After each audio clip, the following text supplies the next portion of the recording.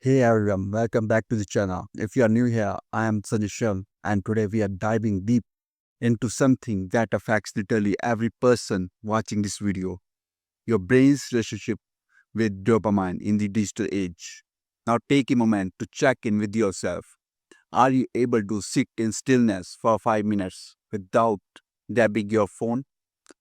Can you focus on a book or a task for more than 20 minutes without distraction? If you cannot, don't feel bad. You are not alone, but it's time to reclaim your mind. This is not about going off the grid or hating technology. This is about learning how to use tech without letting it use you. In this video, I'm going to walk you through a science backed, psychology based, real life tested 3D dopamine detox strategy that I have personally used to reset my focus, energy, and sense of self.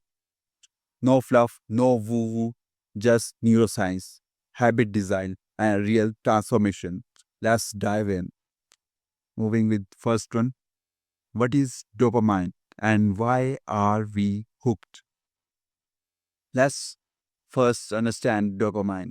It's a neurotransmitter, a chemical messenger in your brain. It regulates motivation, anticipation, pleasure, and reward. But here is what most people don't know. Dopamine isn't about pleasure, it's about pursuit. It's what drives you to act, not what you feel when you get the reward. And that's exactly why social media, streaming platforms, mobile games, and notifications are so addictive. They constantly trigger dopamine spikes, short bursts of stimulation that condition your brain to expect instant gratification.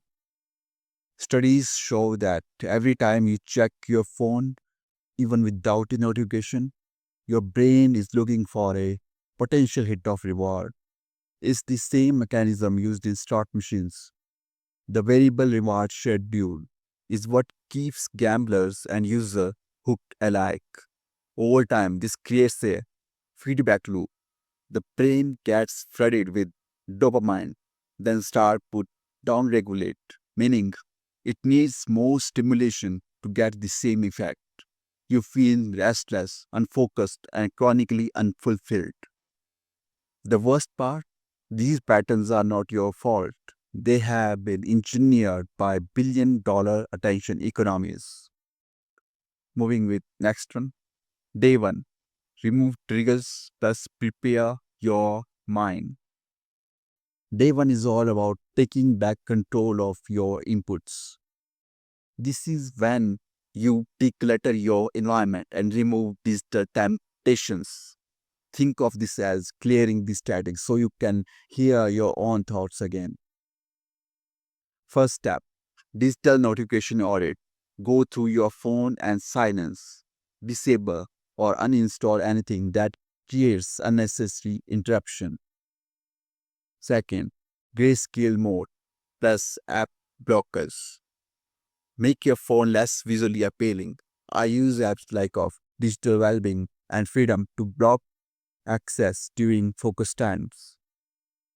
Third, create safe offline zones. Choose parts of your home that are screen-free. Your dining table, your bed, your bathroom. Fourth, journal every urge. Anytime you feel the urge to open social media, write it down. Instead, track the time, the feeling, and the trigger. This builds what psychologists call meta awareness. Reflection questions like of what am I escaping from when I open my phone? What am I afraid of feeling in silence? By the end of day 1, you will notice a jitterness in your body and mind. That's withdrawal and is proof the detox is working. Moving with next one. Day 2, defocus plus replace stimulation. Day 2 is where the rubber meets the road. Now that you have removed external noise, your brain begins to feel the absence. This is when boredom sets in, and that's a good thing. Boredom is not a failure of stimulation, it's an invitation for depth. Replace low quality input with high quality focus. Schedule 90 to 120 minutes of deep work. Read a book, write a journal entry, draw, build, strategize. Physical movement is non negotiable. Go for a 45-minute walk without your phone. This resets your nervous system and enhances creativity. Most great thinkers, from Nietzsche to Steve Jobs, solve by walking as a tool for mental clarity. Introduce 20 minutes of mindfulness training. Sit still, watch your breath. Every time your mind wanders, return to breath. This strengthens the brain's anterior cingulate cortex, the seat of self control. Refine your nutrition. Avoid sugary, high dopamine foods. Eat whole, nutrient rich meals. Your gut is your second brain and it impacts mood and focus. Ask yourself, like, what thoughts arise when I sit in silence? Where does my attention naturally drift? This day is about learning to sit in stillness and listen. Moving with next one. Day 3.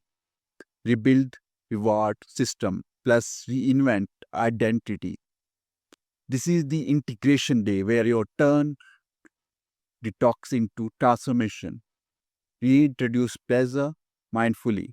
Watch a movie, sure, but only after completing a deep task. Reinforce that effort comes before reward. Create a new digital rulebook. These are minor, like no phone in the morning for the first 60 minutes, no social media after 9 p.m., one full digital Sabbath per week, 2 hours per day in a distraction free zone. Anchor your new habits to a new identity. You are not someone trying to detox, you are someone who protects their mind like a temple. Final ritual, like write a future self letter. What did you learn from this detox? What do you now value more? Who are you becoming? Seal it. Reopen it in 30 days. Moving with next one, science of dopamine reset. Let's nerd up for a moment. Research shows that after 72 hours of dopamine fasting, dopamine receptors begin to resensitize. That means normal activities start to feel satisfying again. Harvard research reveals that multitasking leads to task switching penalties, reducing your efficiency by up to 40%. Your IQ drops by 10 points when distracted, the same as losing a night's sleep.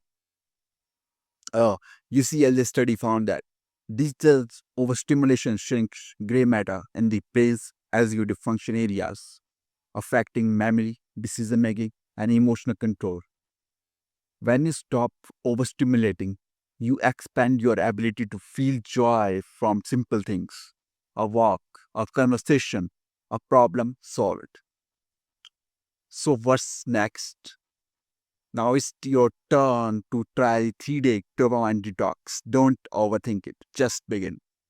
You don't need to quit technology, you need to reset your relationship with it. If you made it this far, you are someone who cares about your mind, your time, and your future. That puts you ahead of 95% of people. Leave a comment and share one insight you had during this video. Let's begin a community of focus warriors. Subscribe for more brain clarity content. And remember, focus is the new superpower. Stillness is not laziness, it's mastery. Your attention is your freedom. Thanks for being here. See you in the next one.